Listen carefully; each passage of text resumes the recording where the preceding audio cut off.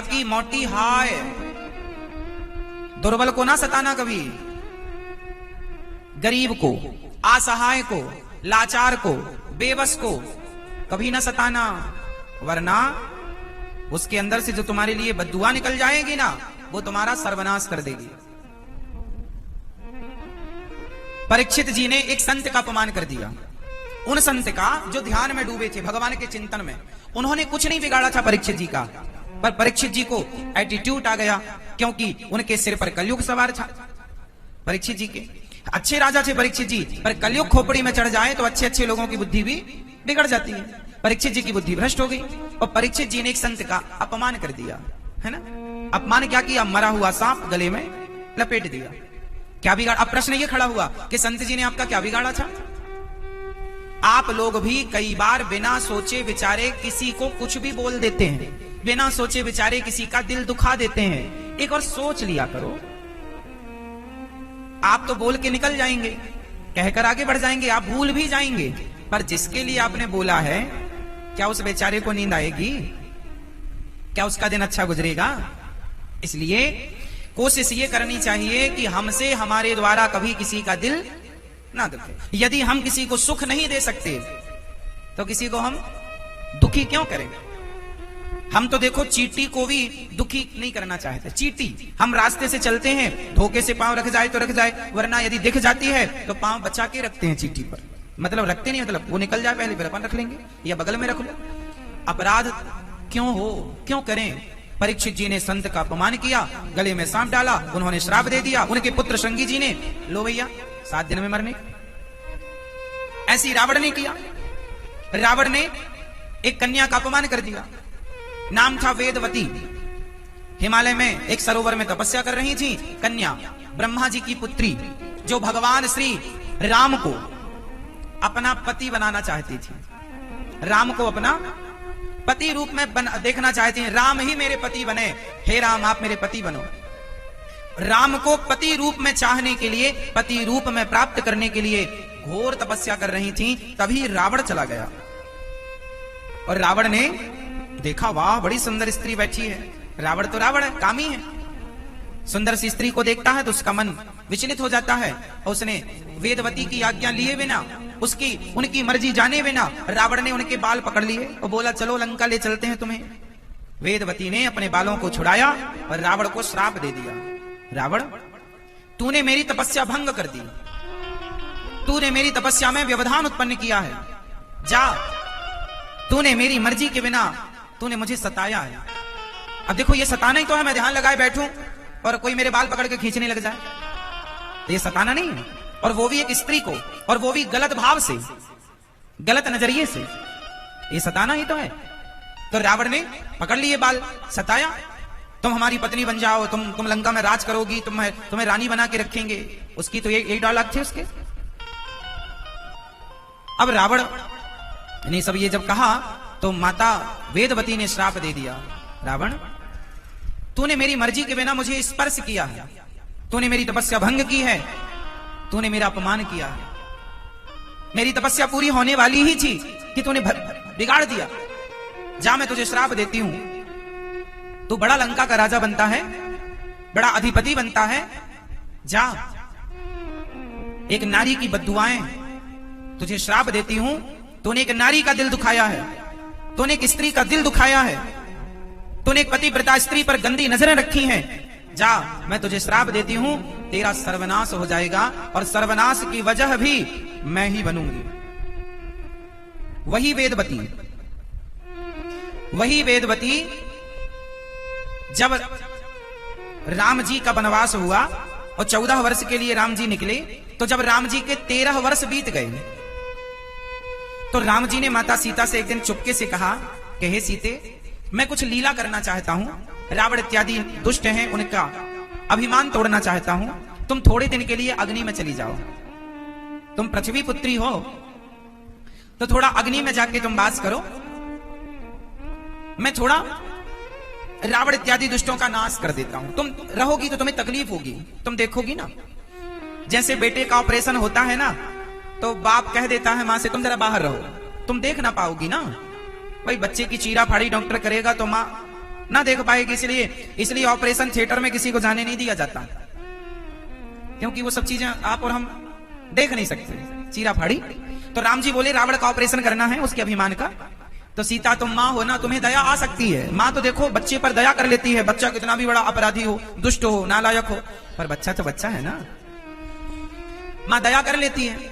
और यही तो राम जी को इस बात का डर था कि कहीं सीता रावण पर दया करके कहीं उसे क्षमा ना कर दे। और यदि सीता माँ ने रोक लिया तो राम जी की ताकत नहीं है कि उसे मार सके, जैसे सीता माँ ने शरण दी है। जैसे सीता माँ ने शरण दे दी, उसे राम नहीं मार सकते। जैसे राधा रानी ने शरण दे दी, उसे भगवान श्री कृष्ण मार नहीं सकते, उनका सुदर्शन काम ना करेगा। तो राम जी समझ गए कि रावण को मारना है तो पहले सीता मां को व्यवस्थित करना पड़ेगा। तो राम जी ने सीता मां को अग्नि में वास करा दिया। कहां वास कराया? आप अग्नि में वास करो। जब लो करो निशाचर नासा, तब लो करो अग्नि में वासा। जब हम रावण का नाश करेंगे आप अग्नि में वास करो। उस समय माता सीता अग्नि में प्रवेश कर गई, और वही वेदवती जिनके बाल पकड़ के रावण ने अपमान किया और जिनकी तपस्या रावण ने बिगाड़ी, भगवान राम ने कहा कि तुम हमें पति रूप में चाहती थी, तो पति रूप में पूरा तो हम ना मिलेंगे, पर हमारी पत्नी का थोड़ा सा अभिनय कर लो इस जन्म में। तो वही वेदवती माता सीता बनकर आ गई। और रावण ने जिन सीता मां का हरण किया वो असली सीता नहीं थी, असली तो अग्नि में वास कर रही थी। वो जो सीता थी वो वेदवती, नकली सीता, सीता मां का अभिनय करने वाली एक वेदवती मां का हरण रावण ने किया। चूंकि वेदवती ने कहा था कि तेरे विनाश का कारण मैं बनूंगी, तब उनके श्राप को भी तो सत्य करना था। तो रावण ने उन सीता का हरण किया, और जब उन सीता को चुरा करके रावण ले गया, तो वेदवती का हरण जब हुआ तो रावण ने कहा था, फिर बाद में रावण वेदवती मां के चरणों में गिरा कि आपने श्राप दे दिया, अब क्या? तब वेदवती मां ने कहा कि तू जिस नारी का उसकी मर्जी के बिना हरण करेगा, यदि वो तुझ पर कृपा दृष्टि डाल देगी तो तू अमर हो जाएगा। इसलिए जब माता सीता का हरण किया रावण ने और अशोक वाटिका में रखा रावण ने, तो सीता मां से बार बार वो यही कहता था। रावण रोज सीता मां के पास जाता था, पता है आपको?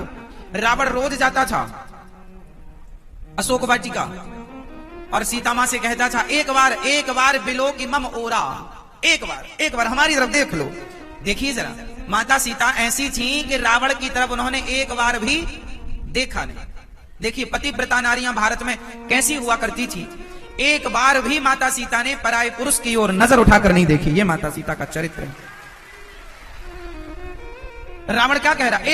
एक बार बिलो के मम ओरा, एक बार मेरी तरफ देख लो, एक बार ना, एक बार भी नहीं देखा माता सीता ने, और मर्जी के बिना उठाकर ले आया। माता वेदवती का श्राप था ही कि तेरे विनाश का मैं कारण बनूंगी। रावण का सर्वनाश हो गया। तो हम आपको केवल ये समझा रहे थे कि अब फिर जब राम जी ने रावण को मारा, और आप लोगों ने ये कथा सुनी होगी कि राम जी ने माता सीता की अग्नि परीक्षा ली। कोई अग्नि परीक्षा नहीं ली, वो तो माता सीता अग्नि में गई थी तो अग्नि से वापसी ली। अग्नि में प्रवेश था माता सीता का साल भर के लिए, तो अब वापस अग्नि से आई, तो अग्नि से वापस आई है वो, जिसे आप लोग कहते हैं भगवान राम ने माता सीता जी की अग्नि परीक्षा ली। वो अग्नि परीक्षा नहीं है, वापसी है, उसे लोग कहते हैं। ठीक है, अपने अपना हिसाब से लोग कहते हैं। तो हम केवल ये कह रहे हैं कि जब आप किसी का दिल दुखाते हैं, किसी को सताते हैं, तो उसके अंदर से जो बद्दुआएं निकलती हैं वो आपका नाश कर सकती हैं। इसलिए किसी की बद्दुआएं ना लो, इसलिए किसी का दिल ना दुखाओ। मनसा वाचा कर्मणा, बोलो मन से, जोर से, मन से, वाणी से, कर्म से। ना तो अब बोलना नहीं है, समझना, ना तो मन से किसी के बारे में गलत सोचो, मनसा। वाचा, ना तो वाणी से किसी के लिए गलत बोलो। कर्मणा, ना तो किसी के प्रति गलत कर्म, मतलब आपने किसी को मार दिया, किसी के बारे में आपने गलत प्लानिंग कर ली, उसे ऐसे सताया जाए, तो ना कर्म से किसी को आप सताएं, ना मन से किसी को सताएं, ना वाणी से किसी को ठेस पहुंचाएं। हम किसी को सुख दे सकें तो दे दें, क्योंकि ये शरीर जो है ये क्षणिक है। क्षण भंगुर जीवन की कलिका कल प्रात को जान खिले न खिले, मलयाचल की सची सुंदर मंद सुगंध समीर चले न चले। कलिकाल कुठार लिए फिरता तन नम्र है, चोट झिले न झिले, भजले हरि नाम हरि रसना, फिर अंत समय में हिले ना। इसलिए ये शरीर क्षण भंगुर है। क्षण भंगुर मतलब कब चला जाए कोई नहीं जानता। ये शरीर कैसा है मेरी माँ? क्षण भंगुर। कब? आजकल तो आदमी बैठा बैठा चला जाता है, तो क्षण भंगुर जीवन है, जीवन का भरोसा नहीं है। इसलिए बिन भरोसे के जीवन को पाए हो तो भरोसा भगवान पर करना सीखो। इस शरीर पर भी भरोसा ना करना, स्वयं पर भी भरोसा ना करना। भरोसा केवल भगवान के श्री चरणों में, केवल भगवान और किसी पर नहीं, किसी के भरोसे नहीं, केवल केवल भगवान के भरोसे। गोविंद सहारा तेरा है, नंदलाल सहारा तेरा है, गो सहारा है हम सबको। हाँ, भगवान सच्चिदानंद स्वरूप हैं, आनंद के सागर हैं। ऐसे भगवान जो राधा सहित श्री सच्चिदानंद ईश्वर सतचित आनंद, जो विश्व की उत्पत्ति पालन संहार करने वाले हैं, सारे दुखों को दूर करने वाले, तापत्रय विनाशाय श्री कृष्णाय वयम नुमः, सारे दुखों को दूर करने वाले भगवान हैं। इसलिए किसी की शरण में ना जाकर केवल भगवान की शरण में जाया जाए, किसी का आश्रय ना लेकर केवल भगवान का आश्रय लिया जाए और किसी का नहीं। सुखदेव भगवान का प्राकट्य हुआ, नैमिषारण्य में 88,000 संत बैठे और सूत जी महाराज जब पहुंचे तो सूत जी महाराज जब पहुंचे तो शौनक आदि ऋषियों ने खड़े होकर सूत जी का स्वागत किया, सूत जी का अभिवादन किया। सूत जी के आते ही सभी लोग खड़े हो गए और सबने सूत जी का बहुत बहुत वंदन किया। सूत जी से कहा, हे सूत जी, हमें ऐसी कथा सुनाइए जो हमारे ज्ञान को बढ़ाए, भक्ति को बढ़ाए, हमारी अंदर की भक्ति बढ़े और साथ में कृष्ण प्राप्ति कर्म शाश्वत साधनम तद्वदाधुना। ऐसी कथा सुनाइए कि हमें भगवान श्री कृष्ण की प्राप्ति हो जाए, हमें कृष्ण का साक्षात्कार हो जाए, हमें कृष्ण की प्राप्ति हो जाए। देखो, कथा कृष्ण की प्राप्ति कराने वाली है। इस कली काल में भगवान से आपको कोई मिला सकता है तो केवल भगवान की कथा। भगवान की कथा में इतना बल है कि भगवान की कथा आपको भगवान से मिला सकती है। कथा वो नौका है जिस नौका पर सवार होकर भवसागर को पार किया जा सकता है। कथा वो नौका है जिस नौका पर चढ़कर भवसागर को सहजता से पार किया जा सकता है ना। प्रिय भक्तों, श्री सूत जी महाराज ने कहा, शौनक आदि ऋषियों, मैं आपको कथा सुनाता हूं, ध्यान से सुनो। ये जो कथा आप सुनने जा रहे हैं ये देवताओं को भी दुर्लभ है। किनको दुर्लभ है? देवताओं को। देवता लोग भी तरसते हैं कथा सुनने के लिए। एक बार जब राजा परीक्षित सुखदेव भगवान को कथा सुना रहे थे तो स्वर्ग से अमृत का घड़ा लेकर, कलश लेकर के सुखदेव भगवान आए, इंद्र आए और सुखदेव भगवान से कहा, सुखम नत्वा बदन सर्वे स्वकार्य कुशलाः सुराः, हे प्रभु, हम आपको नमस्कार करते हैं। ये स्वर्ग का अमृत आप राजा परीक्षित को पिला दीजिए और ये कथा रूपी अमृत हमें पिला दीजिए। सुखदेव भगवान ने कहा, आप इसके योग्य नहीं, क्योंकि कथा सुनने के लक्षण क्या है? भगवान की कथा सुनने का अधिकारी कौन है? जिनके हृदय में प्रेम है। जो अभक्त है, जिसके हृदय में प्रेम है ही नहीं। अच्छा, कथा उसी का कुछ बना सकती है जिसके हृदय में कथा और भगवान के चरणों में प्रीति है। अब किसी के अंदर भगवत प्रेम है ही नहीं तो फिर कथा क्या करेगी? जरूरत पहले प्रेम की है। भाई, पति पत्नी तो है पर प्रेम नहीं है दोनों के बीच में। अब बताओ, कोई पति पत्नी के भीतर प्रेम ना हो तो पति पत्नी का सुख मिलेगा? कोई माँ बेटे के भीतर प्रेम ना हो, कोई माँ अपने बेटे से प्रेम ना करे, कोई बेटा अपनी माँ से प्रेम ना करे, तो बताओ बिना प्रेम का वो रिश्ता सुशोभित होगा? अच्छा, गाय, आप में से कितने लोगों के घर में गौ माता है? अच्छा, सुंदर, आप लोगों ने भारतीय संस्कृति बचा रखी है, गाय की सेवा की। चल, एक छोटा सा सवाल मैं आपसे पूछूं, जब गाय के बछड़ा होता है या बछिया होती है, जब गाय बच्चे को जन्म देती है तो गाय का बच्चे को चाटना उस समय सही है या गलत है? जोर से। अच्छा, यदि गाय अपने बच्चे को ना चाटे तो सही है? सही है? बोलो। गाय जब अपने बच्चे को जन्म देती है तो तुरंत वो चाटती है। उसका चाटना यदि ना चाटेगी तो उसका बच्चा मर जाएगा, क्योंकि वो चाट करके ना उसके पूरे जो पानी है, गंदगी है, साफ कर देती है। आप यदि सामान्य जल से भी नहवाओ तो सर्द गर्म लग सकता है बच्चे को, इसलिए गाय उसे चाटती है और उसको सुखा देती है बिल्कुल। अब जो गाय चाटेगी वही अपना दूध भी पिलाएगी, जो चाटेगी नहीं वो दूध नहीं पिलाएगी, और दूध नहीं पिलाएगी तो बच्चा मर जाएगा। बोलो हाँ। तो गाय जब बच्चे को जन्म देती है तो चाटना और दूध पिलाना जरूरी होता है। नहीं पिलाएगी तो मर जाएगा बच्चा, भूखा मर जाएगा, सर्दी से मर जाएगा, बीमार पड़ जाएगा। इसलिए कहने का तात्पर्य हुआ कि जब हम कथाएं सुनते हैं तो कथा से हमें प्रेम होता है। कथा हमें क्या प्रदान करती है? कृष्ण की प्राप्ति कैसे होगी? प्रेम से। कथा सुनने से प्रेम जागेगा, जागेगा प्रेम, और जब प्रेम जागेगा तो गाय को जब प्रेम जागता है तो वो बछड़े की तरफ जाती है, और फिर तो इतना प्रेम जाग जाता है कि आप बछड़े को गोद में लो और जहां जहां आप जाएंगे वहां वहां गाय जाएगी, है ना। और यदि गाय को प्रेम नहीं है तो आप बछड़े को कहीं भी ले जाओ, वो कहीं नहीं जाएगी, चुपचाप खड़ी है। तो प्रेम होना जरूरी है। उसी तरह प्रेम होना जरूरी है, पर किससे? अब गाय अपने बछड़े से प्यार ना करे और दूसरे के बछड़े से प्यार करे, उसको चाटे, उसको दूध पिलाओ, खुद के बच्चे को ना पिलाए, तो भी तो गलत है। भाई उसकी मां से पिला रही है, वो जिंदा है, तू अपने को पिला, तू अपने को चाट। उसी तरह आप लोग प्रेम करो भगवान से। ऐसा नहीं कि आप लोग प्रेम करते नहीं, आप सब लोग भगवान से खूब प्रेम, आप लोग प्रेम खूब करते हैं, लेकिन किससे? अपने से नहीं, दूसरों से। आपके अपने कौन हैं?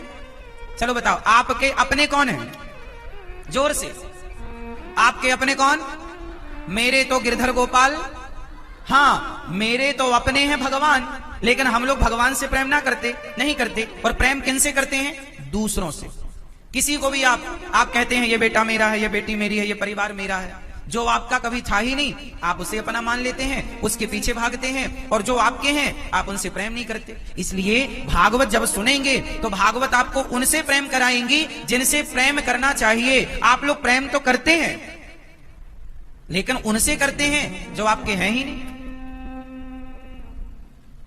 अभी आपको मैं गोकर्णोपाख्यान में समझाऊंगा। बताओ ये शरीर जो है, ये शरीर, जरा बताओ क्या ये शरीर आपका है? आपका है मैया? शरीर आपका है? यदि ये शरीर आपका है तो फिर बुढ़ापे में आंखों में कम दिखने लग जाता है, कमर में दर्द हो जाता है। यदि ये शरीर आपका था तो बूढ़ा क्यों हो गया? कान खराब क्यों हो गए? सुनाई क्यों नहीं पड़ रहा है? आंखों में दिखना क्यों बंद हो गया? घुटनों में दर्द क्यों हो गया? इसका मतलब ये है कि ये शरीर भी आपका है, शरीर भी आपका नहीं है। ये शरीर भी अपने को किराए का मिला है, छोड़कर जाना है। जब ये शरीर अपना नहीं है तो इस शरीर के संबंधी अपने कैसे हो सकते हैं? आपका बेटा आपके शरीर से ही तो संबंध रखता है, आपकी पत्नी आपके शरीर से ही तो संबंध रखती है, आपकी माँ, आपका दोस्त, आपका मित्र, सब लोग ये शरीर के संबंधी हैं। सब किसके संबंधी हैं? आपका शरीर है तो सब संबंधी पहचान लेंगे कि ये मेरा है। आप जरा अपने चेहरे की जरा प्लास्टिक सर्जरी करा लो और दूसरा चेहरा आपका हो जाए तो आपके अपने लोग नहीं पहचानेंगे। अरे भाई आप हमारे थोड़ी हैं, अरे वो ऐसे थोड़ी दिखते थे जैसे तुम दिख रहे हो, है ना। तो ये सारे संबंध जो हैं शरीर के। आप में से कितने लोग मानते हैं कि बेटा बेटी, पति पत्नी, रिश्ते नाते, मान सम्मान, ये सब लोग शरीर का संबंध है। आपसे आपके दोस्त का, पत्नी का, पति का, माता का, पिता का, सबका रिश्ता कहां से है? शरीर से। बोलो हाँ या ना? सब शरीर के रिश्ते हैं। आप कह रहे हैं कि ये शरीर के रिश्ते हैं, ये बेटा मेरा, ये बेटी मेरी। अरे भैया शरीर के रिश्ते हैं, जब ये शरीर ही आपका नहीं है, अब बताइए शरीर आपका है? यदि आपका है तो ले जाना फिर। जब ये शरीर आपका नहीं है तो शरीर के संबंधी आपके कैसे हो सकते हैं? यही तो गलतफहमी में जी रहे हो। ये संबंधी अपने नहीं है। हमारे अपने संबंधी कौन है? हमारे अपने कौन? हमारे अपने गोविंद सहारा तेरा नंदलाल सहारा तेरा गोविंद सहारा तेरा हमारे कौन भगवान है, वरना ये शरीर तो, ये शरीर किराए का, ये शरीर किसका है मेरी माँ? हाँ। है मन मुसाफिर निकलना पड़ेगा, ये काया कुटी घर खाली करना पड़ेगा। भाड़े के क्वार्टर को क्या तू संभाले, ये भाड़े का, ये भाड़े के क्वार्टर को क्या तू संभाले। जिस दिन तेरे घर का मालिक निकाले आएगा नोटिस, जमानत न होगी, घर तेरे पल्लू अमानत न होगी। होकर कैद तुझे जाना पड़ेगा, काया कुटी घर खाली करना पड़ेगा।